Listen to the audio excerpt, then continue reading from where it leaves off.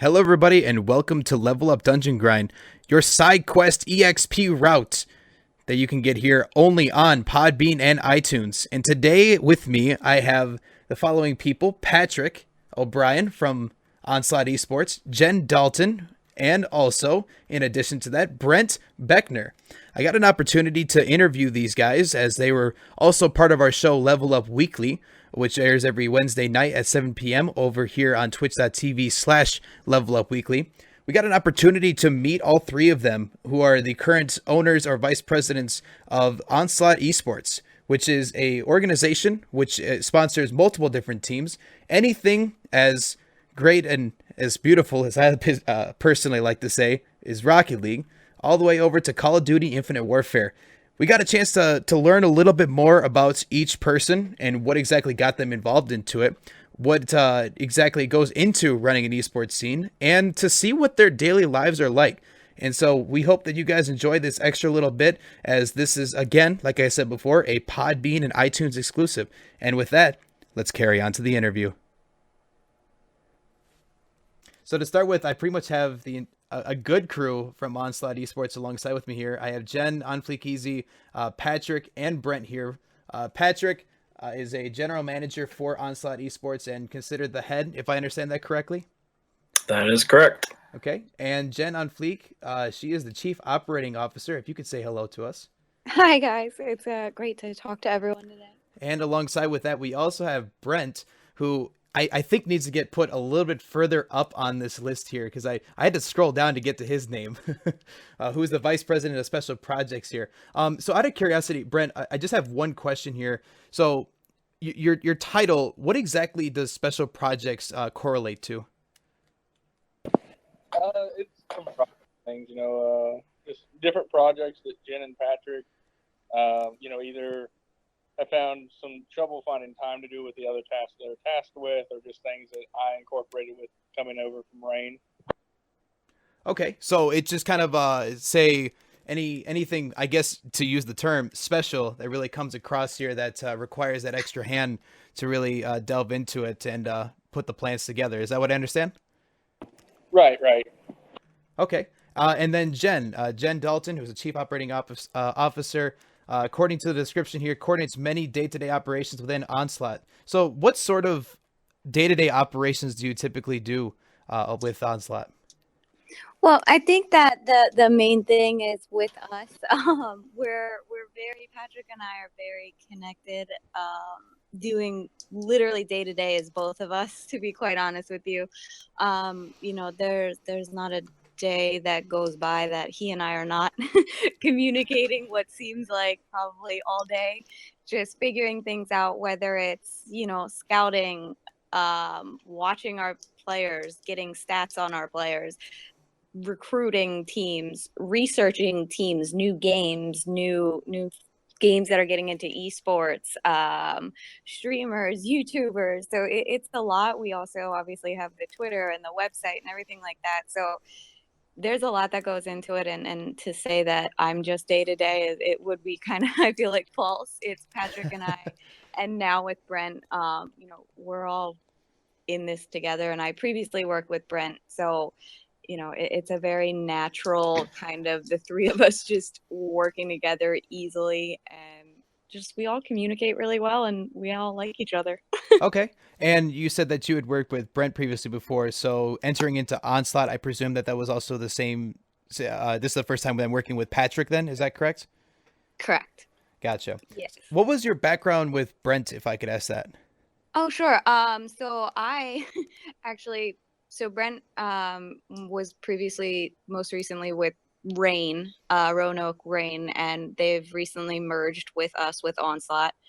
So we're kind of one big family now. But previously, I kind of got my start in the esports world with Brent in another organization. It was Virtue, but that's actually Rain. There was a rebranding that occurred at one point in time after I had left. So I actually started as a streamer and kind of got the opportunity with working with Brent to move up to stream manager and then general manager. So I worked alongside Brent for a very long time. he and Patrick are very similar. We're all very dedicated, organized, Mm-hmm. you know, go-getters kind of a thing. So when the opportunity came up that the merger, it really made sense because I do have Brent and I remain close friends where we talked a lot, you know, almost every day. So it just really made sense that we all kind of joined forces and we're all dragons now. That we're all dragons. That's a cool. Is that your guys' saying then when you enter in as part of Onslaught Esports? Well, we do have you know, everyone jokes around that you know you're a dragon now, and we have one member who will joke that you know you have levels of dragon, so you start out as a baby dragon and you work your way up. Um, but I mean, we have a hashtag OSOD, but you know, just with the logo, we do joke that we're all dragons. And there's been many a times where we've asked, you know, when we're talking to people, we're like, so how do you feel about being a dragon? Kind of our little icebreaker. It's the best feeling ever, right? So okay, so let me transition over here to Patrick, as I do want to definitely pick the brain of the guy who ran this and started out in 2007. Which first of all, that's a great compliment to give to you that you guys have been established here for now 10 years. As outside of course the main primary organizations that we see nowadays, it's definitely a feat to keep an esports organization running for that long here. So kind of take us through when this business first started, Patrick. What were some things that when you first started out as that you're like, I want to start Onslaught Esports? Well, to be honest with you, we kind of stumbled into it. You know, we've always been big fans of video games. You know, I'm fairly old for the esports world. You know, I've been rocking video games back all the way to the days of the Intellivision, which Okay. most people don't even know what that is. Gotcha. But I mean, I've always loved them, always been addicted to them. I actually started working with my younger brother. You know, we played a lot of video games together. We kind of started almost as a Call of Duty like pub clan, and we did that for quite some time. We had some members that were actually going to attend a local LAN here in Michigan and asked if they could use our name. And we said, well, sure, it's not going to cost us anything, right? They're like, no, we just want a cool name so we can go to this LAN and, you know, have a team instead of just some randoms. And they ended up finishing second. That was actually Gamers for Giving. Oh, okay. We once they finished in second, I mean, we really didn't pay attention to the competitive scene. You know, our roots really were just getting together with a group of friends and playing. Okay. And once they did finish really well, we looked at my brother and I said, maybe we should try something with this. Let's see what else is out there. And that's when we started doing like the competitive game battles, ladders. We had multiple teams that were competing all the time. And we just progressively escalated our involvement until you kind of get to where we are today. I know there's big leaps from playing game battles to being, you know, one of the more well-known organizations in North America and having pro league teams all over the place. But yeah, that's our beginnings right there. That's awesome. So it first started out as a ragtag group of friends and your brother who just ended up getting into an opportunity to find out that the team that you quote unquote sponsored ended up getting second place and then kind of blew up the name for it. That's actually really cool. That occurred. Which game was it in that they got at second place? Maybe I missed that before. That would have been Call of Duty. I think it was Ghosts, to be honest with you, but it may have even been earlier than that. It's been a while. I mean, we were playing pubs pretty much all the way up through like Black Ops. And I think when Ghosts kind of rolled out, that was when we really started to get a little bit more serious with fielding teams and LANs. And then we really didn't take, I think, the step forward to be the organization that you know now up until I would say right about 2014, 2015. So. Okay. So in that timeline, so from 2007 to what sounds like 2013, then what were some things that you did with the organization before you dived into it?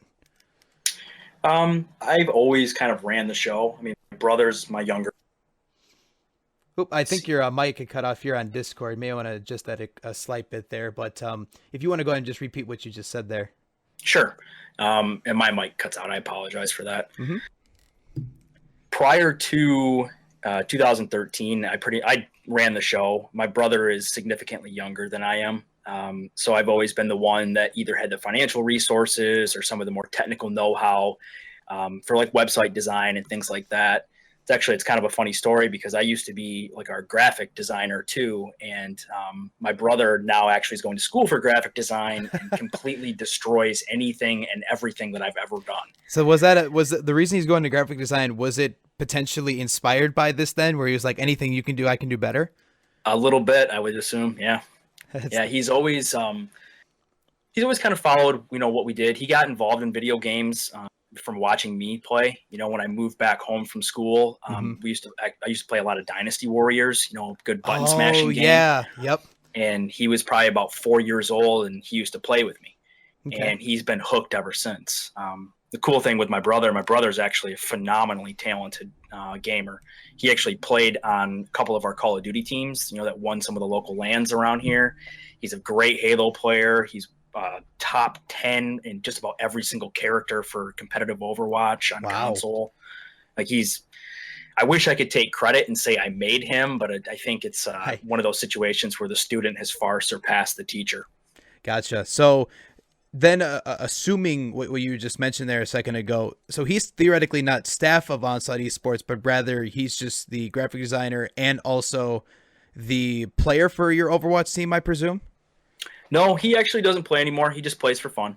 Okay. He does a lot of our more elaborate special design projects. And from time to time, he will kind of coordinate with us if I need some opinions or something just to bounce off from him, because he's been doing this, with us for a long time, and he might not know all the details, up to date for some of the scenes and some of the companies and things that we work on. But it's always good to have somebody that you trust that you can, bounce and get a third or a fourth opinion if, Jen and Brent, if we're all kind of split on something. Mm-hmm. Okay. That makes sense. Okay. You mentioned earlier, I just want to real quickly touch back on that. You mentioned that you're pretty old for the esports era. So how old are you exactly? I am actually 35. Okay.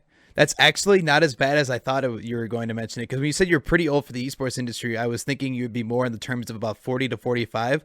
Because what I consider in theory to be too old for the esports era is if you're probably in that, about mid 40s range. Because then you start seeing people kind of get that generation gap where they don't understand how playing video games can be considered a relevant situation. We actually touched base on that on a prior episode in Level Up Weekly on people who don't really think that this is considered a legitimate sport, but it is actually by the Webster's definition a legitimate sport. Oh yeah, absolutely. I mean, and if you look back, and I'm sure you've touched on this multiple times, pretty much, my generation, I was born in 81. Anything pretty much prior to that, video games didn't really even exist. You had in television. I mean, I was 4 years old when that thing came out, or when I first got my hands on it, and that was 1985.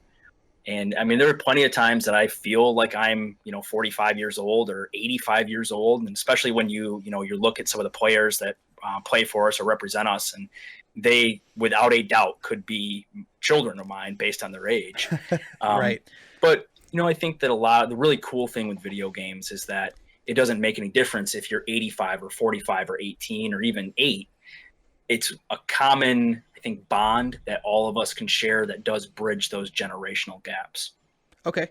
And then I want to just go ahead and I want to ask this question to everybody here at the table. So is this theoretically then considered your guys' full-time job, investing into Onslaught right now? No, all of us actually, I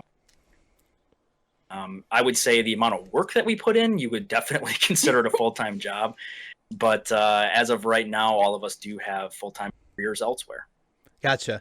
So we can go ahead and touch on that then. What sort of careers do you do outside of working with Onslaught right now? Brent, do you want to start? I think Brent disappeared here from us.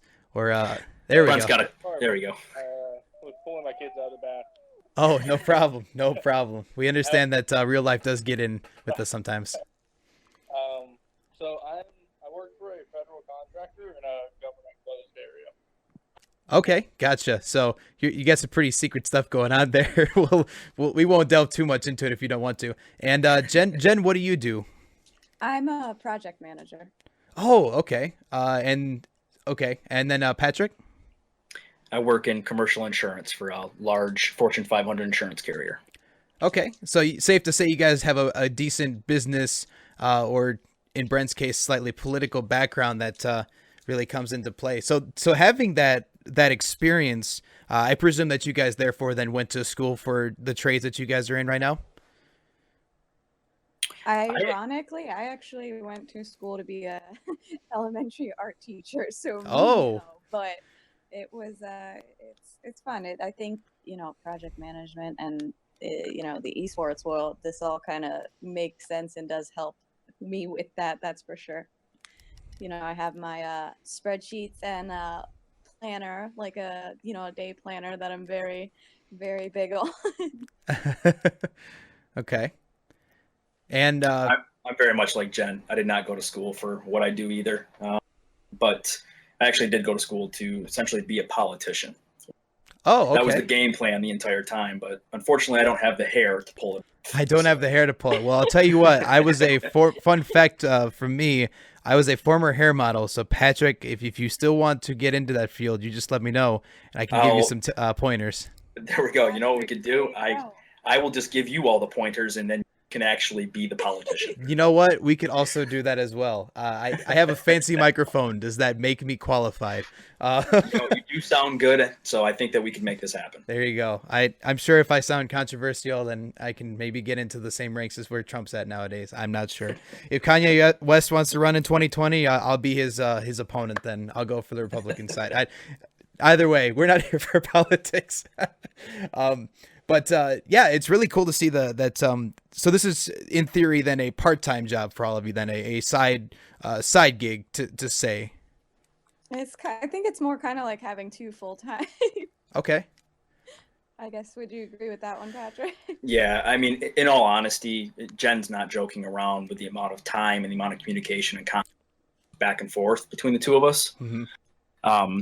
It is something that literally from 5:30 in the morning until 11:30 or 12 o'clock at night, when we finally call it a day, you are working on something at some point in time. You could say it's kind of a part-time job in a sense that you're not pulling in a huge salary doing it, Mm-hmm. but it really is a full-time amount of work and kind of a full-time love affair, I think, for all three of us. Gotcha. So it's one of those, as soon as you get home from your main job, you get back and you're like, all right, I got to get on my computer. I got to do this, or I got to make this phone call. It's just like as if you're right back at it again. That's pretty accurate. Well, Yeah. I can understand the feeling. That's what my day's been like for quite some time now, but I'm sure your guys is way more than mine. But yeah, it can be challenging at times. I mean, because like I said, we do all work full time, and you do have your career demands, overtime sometimes. But then we have, I think it's at the last count, it's more than 75 people that are affiliated with the organization. Whether it's streamers or players or management members, mm-hmm. Graphic designers. I mean, you name it, and that is essentially like running a fairly large small business at that point. So the amount of time that it does take to keep something like this humming and to keep it humming, for a number of years, there's a lot to it. Right. And this isn't to be bashful. This is just to kind of point to, if people don't know who you guys are, just to kind of put you guys in perspective. You're not necessarily on the same tier as what, say, Echo Fox or Cloud9 necessarily is. But with some of the teams that you guys have formed, where would you guys position yourselves in that retrospect? I think usually the conversation revolves on like tiers. So, those organizations are much larger. They're, multi-million-dollar budgets. Like tier one sort of thing. Exactly. They're a tier one. I would say that we're a tier two title or a tier two organization for sure. We compete with a lot of those same teams. But we don't compete in as many titles. The day that we end up having a top tier Dota or League of Legends team will probably be very far into the future with the amount of money that you actually have to invest in those. So we tend to pick our spots. I would love to be mentioned in the same conversation with some of those organizations, especially like Cloud9. They're kind of a brand favorite of mine. Okay. But I think that we do a very good job of carving out and defending kind of our niche in some of these esports titles. Okay, that's great to hear. I definitely think I've actually am a person from the Rocket League scene as a shoutcaster and formerly All an right. esports player. So I kind of ranked in with a couple smaller organizations at the time. Fun fact, RVP, I've talked to him a couple times, so I kind of know. I think I actually know most of. Do I know everybody from the squad? Let me see if I. Let me look at your roster real quickly. I need to make sure that. Oh yeah, Alex Starr and Speedy Wallace. Alan, yeah, I do know everybody from here, and at least casted each one before in a situation. So That's anyway, awesome. so let's just talk Favorite about games. what's that. I said Pat's one of Pat's favorite games. It So is. I'm a Rocket League addict. yeah, it is a fantastic game. I never expected, to be honest, to be in the esports scene, let alone a shoutcaster out of it. I knew I always had a public radio type voice, but I never expected to really kind of go out and say, "Hey, let's call this car ball or car soccer game." So it's one of those really cool things that came in. So let's talk about your teams for a second, since we're relatively on that subject here. Teams that you guys currently sponsor right now, if the website is accurate, is Call of Duty Infinite Warfare, Overwatch, Battle Rights, Tom Clancy's Rainbow Six Siege, Hearthstone, Super Smash Brothers, CS:GO, Rocket League, Halo 5, and Gears of War. Now that's quite a list that you guys sponsor here. In the terms of the last year that you guys have had these teams, what sort of success have you seen out of these guys? I think we've had a few of those teams that have had ridiculous amount of success.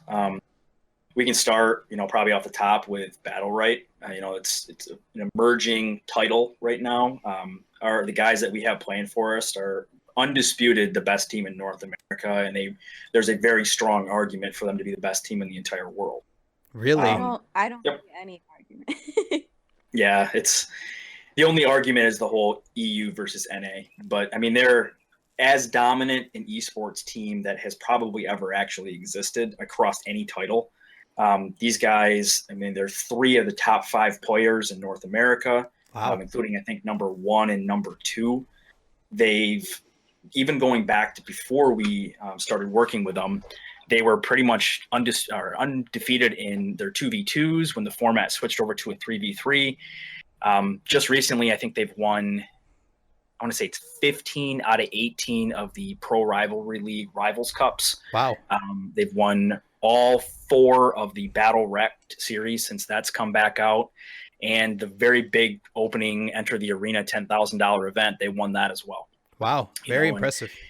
Yeah, they're a ridiculously talented team, and it's a really cool title. I think that once that actually goes free to play this fall, you're going to see a lot more noise about it on the esports side. But it is, I think that there's a lot of potential with that game. Yeah, and speaking of which, I'm surprised that they moved into the battle to the free to play aspect to it. I actually did not know that they were going to move to that direction. That is a good move, though, in my opinion, as that game definitely feels like they could be one that people could just get as soon as they walk into it. They could then maybe follow through with that esports scene. I think so too. And Jen, do you want to talk a little bit about Rainbow Six? Sure. So Rainbow Six was, I think, when I came onto Onslaught, it was a newer game for me. I wasn't, I didn't know about it as much as, Pat did. He had experience with other teams. But most recently, not this past season, but this season prior, we actually had when Pro League still included Xbox, we had a team go to Poland. So they were ranked number 2 in North America and then number 4 in the world. And they got to go to Poland, and it was absolutely amazing to watch it happen, to just see them get that chance. That they work so hard, and I will fully admit it. I cried the night that they won, and that was the deciding map of you get to go to Poland. So that was just honestly probably one of the coolest experience in my esports career. Just having this team of really great guys get to go to Poland because they are number 2 in North America and then wound up being number 4 in the world. Wow. Yeah, so it was pretty awesome. Since then, Rainbow Six has changed their format a bit. The Pro League is only PC now. but they have a major league, which is for Xbox. So Pat did previously have, before I was with Onslaught, had teams in the, was it all seasons, Patrick? Except for season 2. Okay. We've kind of had a history of, for the first seasons of Pro League, putting teams in across a lot of titles. We did for Rainbow Six. We had a team for the first season of Pro League. They actually, they were relegated out for season 2, and they did not have like a challenger league like most things are set up. They do actually now, but so we missed season 2. We came back hard with season 3. That's actually when we went to Poland. And with season 4, we transitioned over to PC and had another Pro League team for that. Very interesting to see that for sure. So let's see. So Battle Rights showed some fairly good success. Rainbow Six Siege also showing to be able to travel the world for how good they were.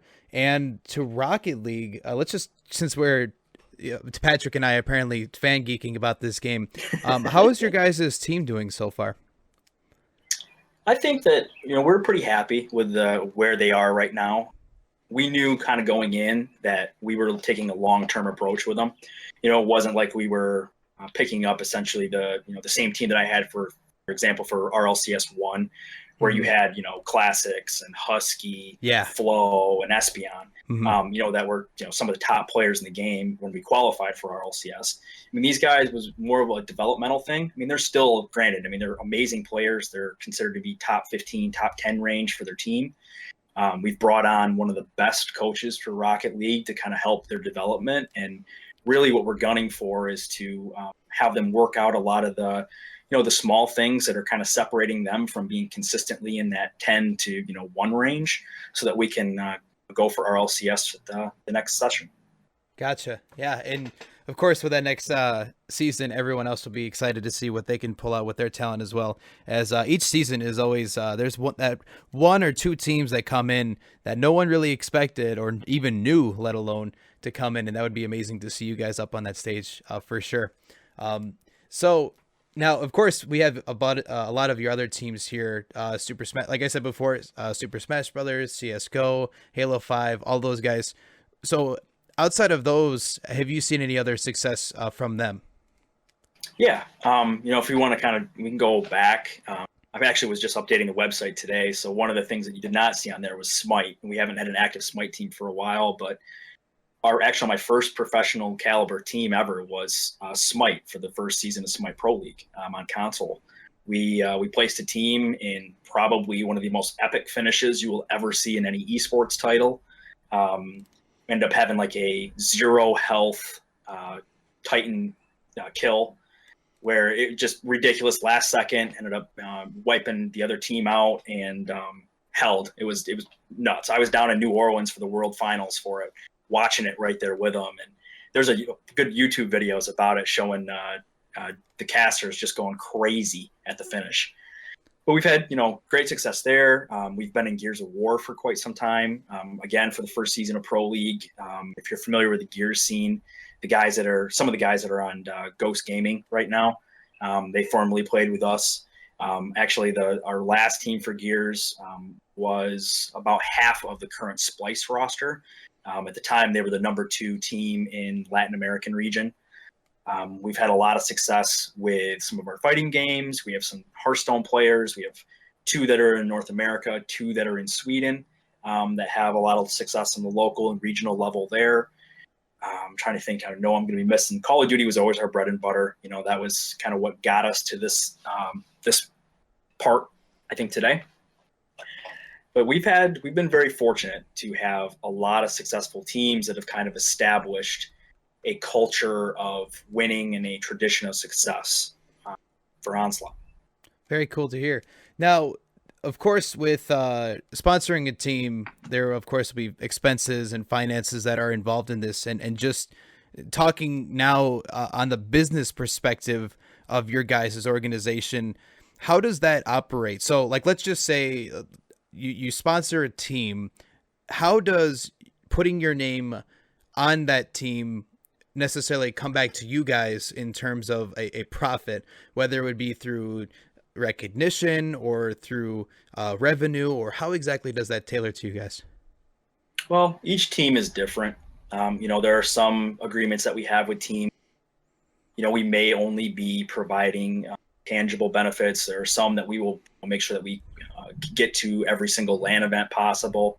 So a lot of times it's going to be tough to essentially factor in like an ROI on some of this.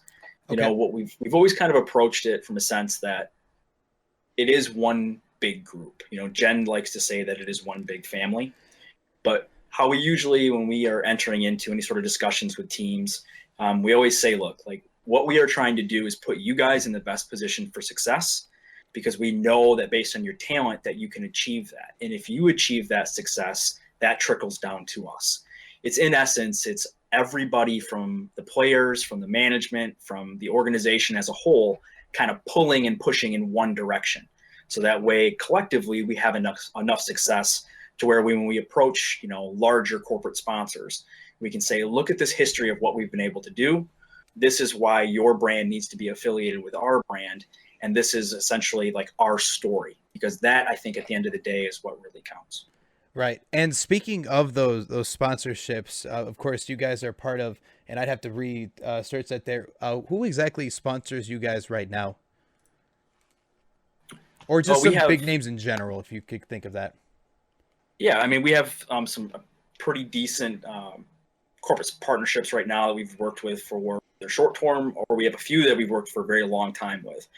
Probably our biggest and best is going to be with the guys over at Cinch Gaming. They actually were kind of instrumental in forming Onslaught with us, because they were there at one of the first Gamers for Gaming events where they said, look, like your team has a lot of potential. We want to make sure that we give them controllers, and we want you guys to be brand ambassadors. And since that day, we've quickly became the number one performing partner for Cinch. We've worked with Control Freak for a long time. We have really good partnerships with Sector 6, with Savage Jerky, which I was actually just legitimately eating in a bag of it today. It's like crack. You can't get enough of it. Yeah. We've also worked in the past, too, with Gunner Optics, with Tomahawk Shades. We have a really good partnership right now with Clutch Chairs. I'm actually sitting in one right now. So we have a pretty broad, I think, palette of some of the partners that we do work with. And we're always, Jen and I, are always on the lookout for new brands, I think, that will kind of fit with the same kind of vision, I think, that we have. Okay. That's so in the selection process of acquiring a sponsor, of course, having that sponsorship helps to generate revenue so that you can keep to keep your organization still going. So what would you say in the process of acquiring these sponsorships has been proven the most difficult for you to do? The most difficult thing, at least in my opinion, is just that there's ridiculous amounts of competition out there, especially like, let's say, for example, G Fuel. G Fuel has partnership and sponsorship deals out with just about everybody under the sun. But unless you are somebody like, FaZe Clan, you're probably not going to be able to get any sort of monetary compensation out of them to help you actually run your organization and run your business. Okay. So basically saying that you have to basically prove yourself is what you're saying. Yeah, to a certain extent. And, there's different bars, I think, that you have to kind of hurdle. One of the hard things that has really kind of cropped up in the last couple of years is it is really easy to grab a logo off from Google and to go buy a Twitter account with 20, 30,000 followers on it. Yeah. And pretend that you are an established organization. And a lot of these companies are bombarded by this every single day, or it's just, people that only are just getting started and they think that they deserve everything under the sun. Yep. So whether it's competition from these tier 1 organizations like FaZe and Cloud9, or whether it's on, the bottom end of that, it is very hard to kind of break through with a consistent message to a lot of these corporate partners where they'll actually start to entertain the idea of, a financial backing. Gotcha. Well, that's great to hear from not only from your sponsor side, from the teams and roster, which actually I do want to go back to the team section again, because there was one question I didn't think about beforehand, which was in terms of the roster acquisition. Walk us through, and this could be anybody here, walk us through this process of how exactly you get to some of the rosters that you have now? How did you discover some of these people and stuff like that? I think it all really depends. It could be reaching out to us via email with a resume, or us scouting people, or even, someone else saying, whether it's a member or something like that, saying, hey, have you guys checked out this game? It's up and coming. Actually, with our Battle Right team, one of our players, our Hearthstone players, Top Hat, actually was like, hey, there's this cool new game that's going to be getting into esports, and I know these guys that stream it and play it really well. You should check them out. So the reason we got into Battle Right is 100% because one of our other players knew about the game, knew some people, and was like, you guys should check them out. They're pretty great. That's pretty cool. So overall, it all really depends. Like I said, it could be emailing us, their resume, us scouting people, free agents, whatnot. We have someone that works with us. His name is Jordan, who is our VP of talent development, and he has spreadsheets on teams, on games, on anything like that. So it's, these guys are free agents. These guys are with this organization.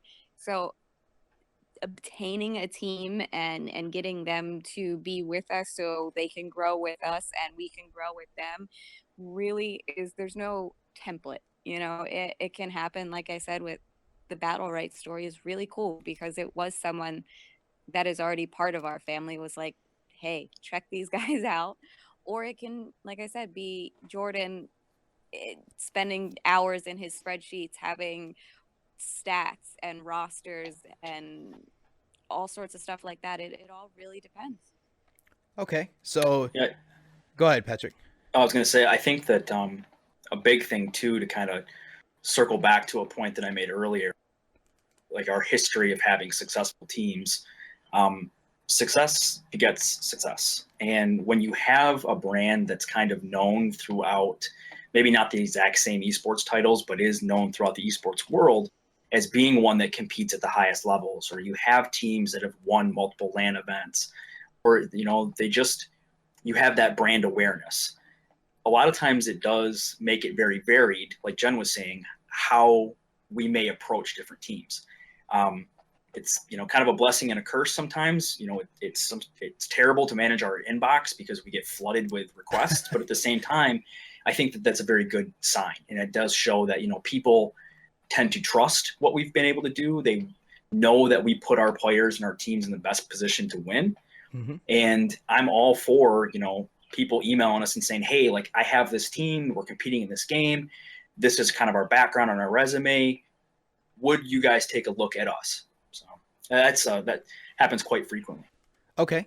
So ideally it's just kind of a free reign when it comes to team selection. You just kind of find out that game is starting to get popular and you just hit the ground running. Yeah, we definitely like to be kind of one of the first in, like we are with Battle Right, like we've been in with Smite and Gears of War and Rainbow Six, where we have one of the first professional teams in the world. It's I think that we do a very good job with recognizing talent and developing talent. Myself, Jen, Brent, and Jordan especially, we do kind of have that eye, and we do have a history of development. So. Well, I definitely think they can tell, as you were saying, about your great success that you had in many of your different teams here. Well, I think that's going to wrap that up for today. We definitely got a chance to really meet the main crew behind Onslaught Esports. It was a pleasure to go ahead and talk to you guys here. If you guys want to go ahead and put any social media plugs or anything in particular in, you're more than welcome to do so. I appreciate the opportunity. And I think we're going to have a little bit more time to talk later. But it's always nice to be able to just actually have conversations like this, because there's, I think, a lot of times misconceptions on how organizations are run. And most of the time people think, that the people behind them are millionaires or billionaires and just throwing money around crazily. I mean, I would very much like to be a billionaire, but, right. A lot of it is just, it's kind of the sweat and grit. it really is. It's kind of the grind. It's that everyone talks about when they got to spend 17 hours, grinding out ranked matches in Rocket League. That's kind of what all of us here in management do every single day to make sure that we keep Onslaught on top, keep it growing.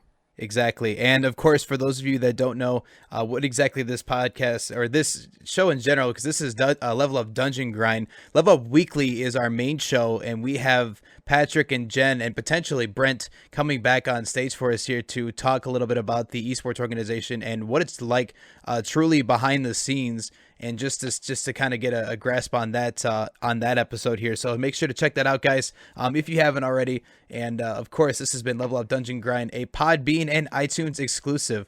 Thank you so much for tuning in today.